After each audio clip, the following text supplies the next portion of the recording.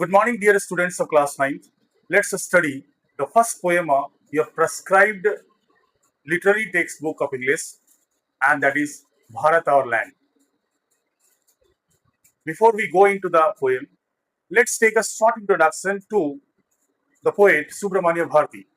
Mr. Subramanya Bharati, one of the greatest nationalist poets in India, hails from Tamil Nadu, and he wrote Prometheus writings in Tamil also. He was born in the year 1882 and died in 1921.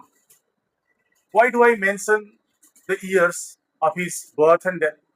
In fact, I want to indicate the period of time in which he was born, brought up, and died.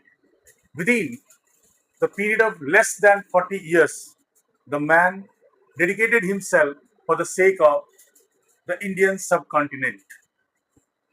Particularly, I am mentioning the years because so that you may get an idea the sentiment of every true Indian during the period, because this was the period of extreme harassment, torture, tyranny of the Britishers in India.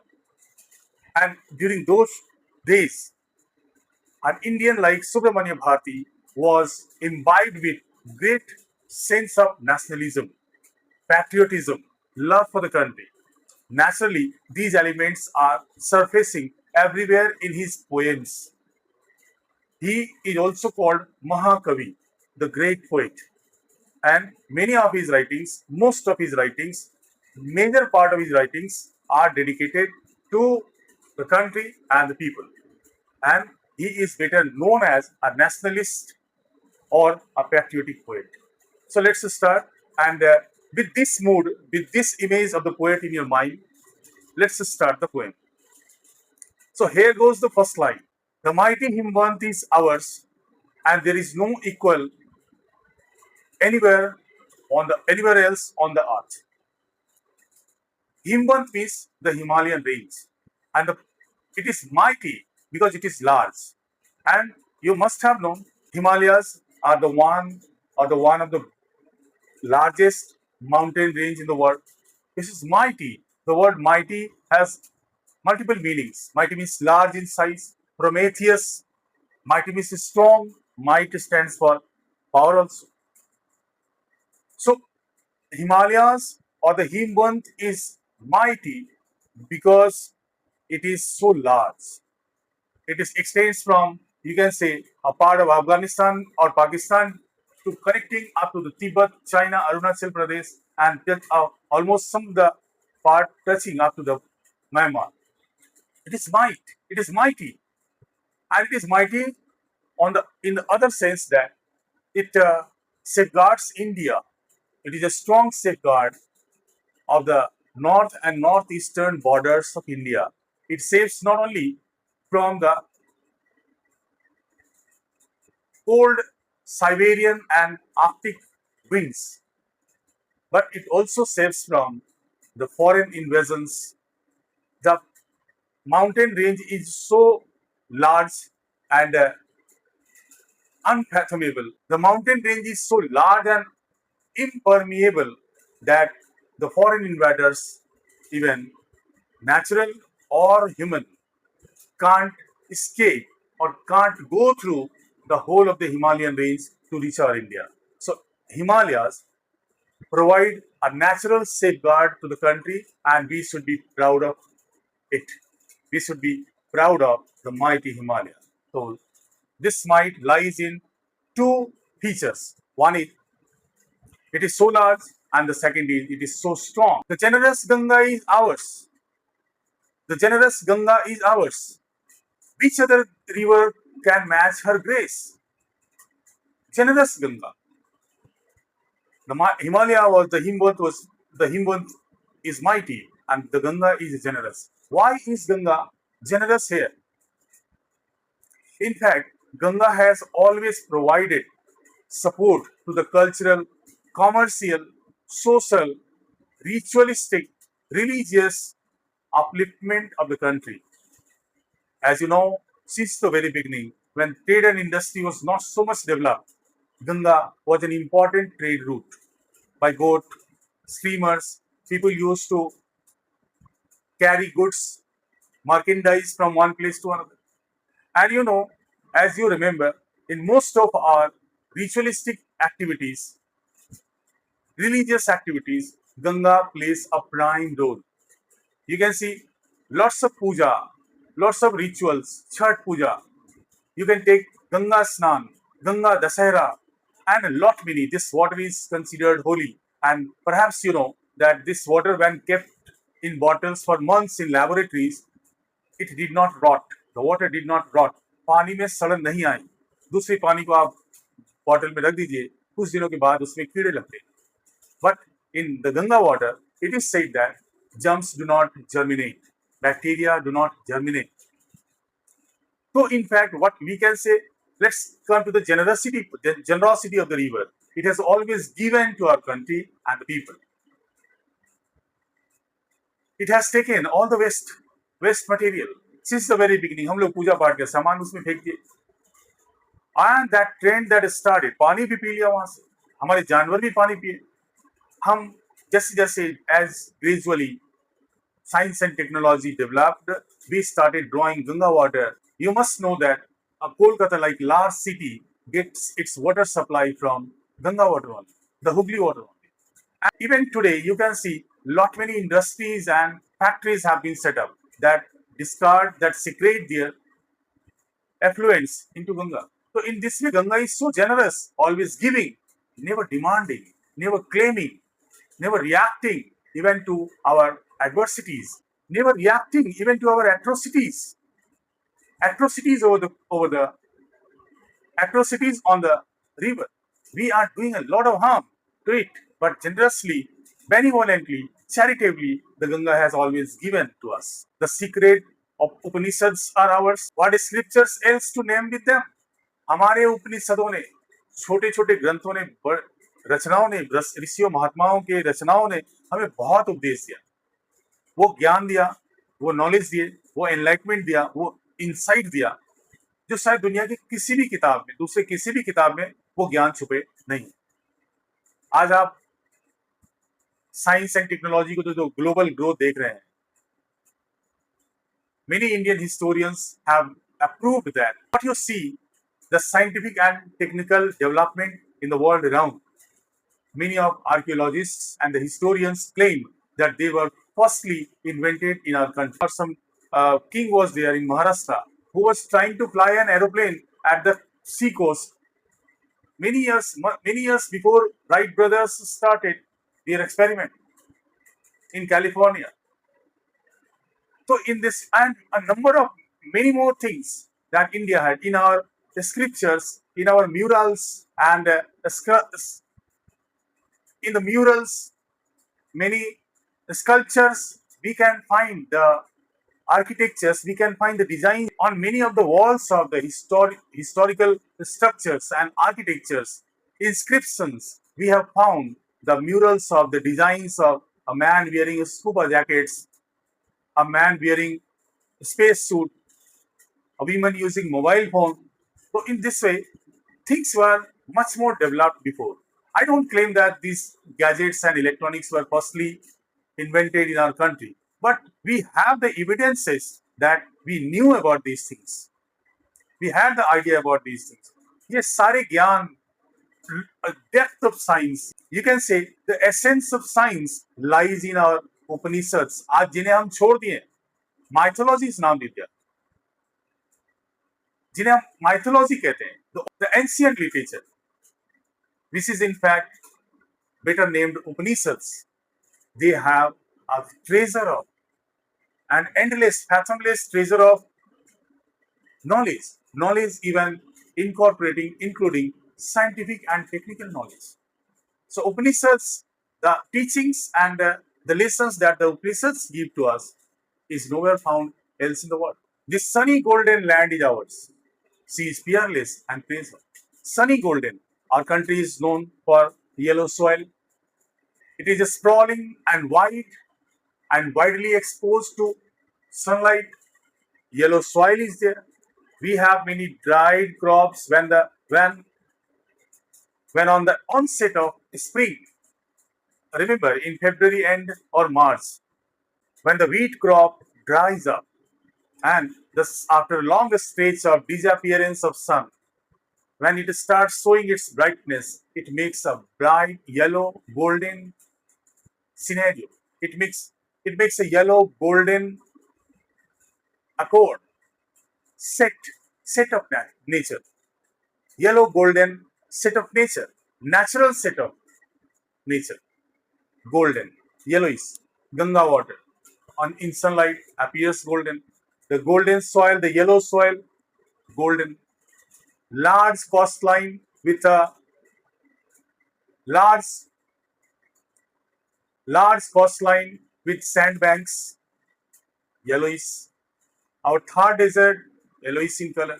So in the sunlight, or the sun, basically because India lies in the tropical region of the earth, the sun shines brightly here. And in this bright sun, a yellowish, in this bright sun, the yellowish environment with a golden tinge makes it really charming. And as per the poet Subramanya Bharati, it is really peerless. Peerless means incredible. That cannot be compared. Incomparable. Peerless, incomparable. Distinct. And let's praise her. We should be proud. We should admire our country. We should love our country. We should praise our country. Great warriors have lived here, and many great saints, many great sages sanctified our land. Warriors, Maharana Pratap,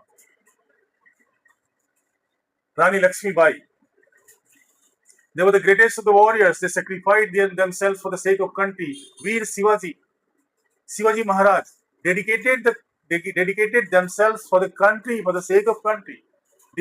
Renunciated their house and the family and stayed longer out of the way, out of home, lived in exile. They lived in exile. Veer Shivaji was called Pahadi Chuha, the mountain rat. Most of his life was spent hiding in the mountains and was challenging the Mughals who were so tyrannous, barbarous, rich power, strong power. And Shivaji challenged them, fought against them. And the another name is Maharani Lakshmi Bai. She used to go to the war front holding her son on her back, tied with a rope or a cloth on the horseback. She would go to the war front, and fight there. And then starts the endless name Chandrasekhar Azad, Veer Bhagat Singh, and many more. The number can't be counted. Jatin Das Pal, Bal Gangadhar Tilak, those who sacrificed themselves. Azad Chandrasekhar Azad was the only son, and his parents had to live a very impoverished and destituted life when he had dedicated himself to the sake of war of independence. He became a revolutionist, and the elderly parents had to spend the last part of their life in the most destituted, impoverished state. So she died, and they died finally. But Mr. Chandrasekhar Azad did not compromise with his fighter sentiment, revolutionary ideals. And everybody knows the story of Bhagat Singh. Salute to him. And many a sages sanctified this land. Sages means sadhu sant. Sanctify मतलब होता है पवित्र बनाना. हमारे यहाँ बड़े बड़े ऋषि महात्मा हुए. I can't. At the moment I don't remember many of the names and their creations, their inventions. Do you know? You will feel proud to know that many of our sages gave scientific theories, made scientific inventions. Zero, Aryabhatta. Charak had invented medicinal science, science of treatment, you can say. Susruta was a saint who had a lot of knowledge about medicinal plants and treatment. The similar was Patanjali. Patanjali, as you can see today, it is a brand also, and it has been named after a sage. So many such sages came here. Many such sages were born in our country who give our country the new height of all sorts of achievement, not even leaving behind, not even keeping behind in the field of science and technology. You must know lots of manuscripts were burnt in the Nalanda University by Bakhtiyar Khilji, and the fire continued for months. So many manuscripts were burnt, and lots of secrets were there, lots of writings were there, Upanishads were there. और हमारे manuscripts तो आज बहुत ही खो गए, destroyed हो गए. Otherwise, the sages, such sages were born, and they had invented, they had given their ideas that are lost with them, lost with their manuscripts, and we do not know things about them. Had we been or had we possessed their writings even today, India would not have needed to read the foreign literature, or the India would not have needed to learn the science of the foreign writers. The divinest music has been heard here, and here all auspicious things are found. Divinest music. Today's young generation do not know, have no idea that we had such Samveda. We have four Vedas, and Rig Veda, Atharveda, Samveda, and Yajurveda. So in Samveda, all sorts of music, notes, vibrations, reverberations, and all sorts of techniques of rhymes and rhythms dedicated to music and sound particularly. And in Samveda, it is not only design and types of sound, types of music, rather it has given technical idea of the utility of music in real life. आपको पता है आज का generation, we are importing it from the foreign countries. That is called music therapy. This technique is being imported today and being used for different kind of stress management and insomnia, treatments of different kinds of mental and psychological diseases like insomnia, stress management, depression, hypertension, high blood pressure. These are being controlled and treated by the use of music, and that is called music therapy. But do you know, in earlier time, in but do you know, in olden time, India has a variety of ragas. Ragas means rhythms, rhymes. Variety of ragas, and were used,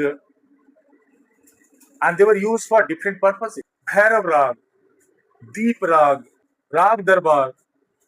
Rag Darbar was particularly used for heart diseases, and it used to be sung. आप देखे होंगे कि in the court of the king, some musicians were playing, and that music was to balance the heart and blood circulation. They did not know these terms particularly, as blood circulation, heart disorder, cardiac disorder, but actually they felt that this music gives them pleasure, relaxation, and that is why they were used. Technical terms were not there, but things were used. चीजें use होती थी. लोग technical term नहीं जानते थे, नाम नहीं दिया था उनको, लेकिन ये दीप राग कहा जाता है. तानसेन को दीप राग आती थी, दीपक रख दिया और म्यूजिक ऐसी बजाई कि वो आग जल जाती थी. यज्ञ में जो ऋषि महात्मा करते थे, मैच स्टिक्स तो नहीं होते थे, वो मंत्रों के उच्चारण से जो है, तरह तरह के राग और मंत्रों के उच्चारण से, श्लोक के उच्चारण से जो है, they used to create fire in the yajna. And even today, an experiment was done in AIMS Delhi on some patients where Mahamrityunjay mantra was enchanted for lakh times in front of a few patients, and it was found that the mantra gave positive vibes within the patients. The patients showed positive changes. तो वो experiment भी करके देखा गया. Mantras really have, Gayatri मंत्र के बारे में बहुत सारी बातें बताई जाती हैं. Lakhs of people have got benefited also. ऐसा नहीं है कि this is also only locked in theories and books. People are getting benefited and they are sharing with it. Today it is a time of social media and you can easily get it anywhere. Here Brahma knowledge has taken root. Brahma knowledge क्या है? Brahma knowledge is the ancient knowledge of the universe. सत चित आनंद, सच्चिदानंद. सत मतलब fact, चित मतलब heart, concern, conscience and anand, pleasure. If you know this universe, you get pleasure. People are suffering from lots of tension, pressure. But if you know this creation, the secret behind this creation, the motive of this nature behind this creation, behind this the creation of this universe, you will feel always pleased and calm and composed. No tension will come over you. The world is only a creation, and you are a part of it. You are an ignominious part of this nature, this universe. Once you come to know, जैसे आप इस बात को जानते हो, things become quite easy for you. आपको life एक game की तरह दिखने लगता है. साधु संतों को देखिए, वो मस्त रहते हैं, उन्हें कोई परवाह नहीं. ब्रह्म नॉलेज, ब्रह्म कहा जाता है इस यूनिवर्स को, ब्रह्मन भी कहा गया. ब्रह्मन जो इनको जानते हैं, और ब्रह्म, ब्रह्म means the universe, the force, the power, the fact that has made this creation possible. If you go at the point, at the essence of this creation, अगर आप इस पूरे रचना के सार तक जाते हो, आप समझ जाते हो कि लाइफ क्या है. अभी people are rushing towards money, achievement, fame, popularity, power, and one day suddenly what say all, suddenly something wrong happens and he dies, and later on people realize that he did not take any pleasure of life. So this is what, in fact, this is only because of no idea about the real essence of life, no idea about the reality of this creation. Buddha preached his dharma here. Buddha. Some people say God, Godism, deities, lords. Some say they are only mythologies. They are only scriptures. They are only illusions of people. आपने देखा था recently what happened in the case of Ramayana. Some people said that this is only a story written by the writers. Some people say that it depends, that is written on the real events. That is not a story, that is history. So there was contradiction among people. But when the example of Lord Buddha comes, all those definitions go on the back foot. Lord Buddha is a real incarnation. He was born in a real being, in some kingly house, in some royal family, in the northern part of India, or you can say part of Nepal. At that time, demarcation was not done. So you can say northern part of India. And for the enlightenment, he moved place to place, and finally he got this enlightenment, and he changed the life of millions. आपको पता होना चाहिए, there was a time when not only India, Java, Sumatra, and all those countries, Thailand, China, great part of China, you can say Myanmar, these all countries had Buddhism and was well respected and followed by the people there. And it was not only a belief or the thought, and it was not only a religious idea that people followed. Actually, they had been benefited by the same. They had been benefited by the ideas of Buddha, enlightenment of Buddha, and that is why this religion got such an acceptance in the world around. And we are proud to say that Buddha was born in India. So we should be proud to be an Indian on this issue, on this matter. Of hoary antiquity is India. She is fearless and let's praise her. Hoary एक word होता है जिसका मतलब आप कह सकते हो grey, white, something that has lost its color because of overuse, because of being old, because of being ancient. That means our country's history is not. That means the history of our country is not of recent past. That means the history and culture of our country is not a story of yesterday, of recent past. We have a long history. It has gone so old and it has lost its color. It has become grey, but it is proud to be. It is something to be proud of. It is old and ancient, so old that we should be proud of our India's antiquity. Antiquity मतलब feature, विशेषता, uniqueness. हमारे देश की antiquity पर, hoary antiquity, whitish grayish means old. whitish grayish antiquity पर हमें गर्व करना चाहिए. अच्छा, यहाँ पे एक और भी चीज है.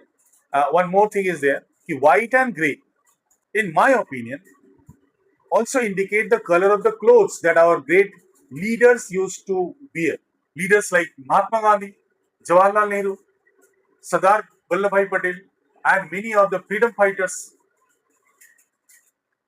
great leaders were also born who led the country towards the stellar achievements, the sky height of achievement, Himalayan heights of achievement, and it is because of their policies, their beginning just after the independence of India, that in these 75 to 78 years of time, India has scaled great Himalayan heights of success. In this way, the poet Subramanya Bharati, by counting a number of proud elements of our country, appeals to us to be proud of the country and to praise her. This poem is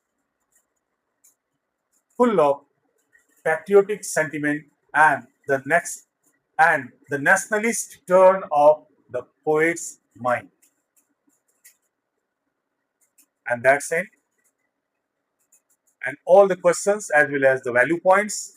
A brief translation of the whole poem has been given in a PDF, and the link of the PDF is given in the comment box. Please refer to it. Take care of yourself. Thank you, everyone.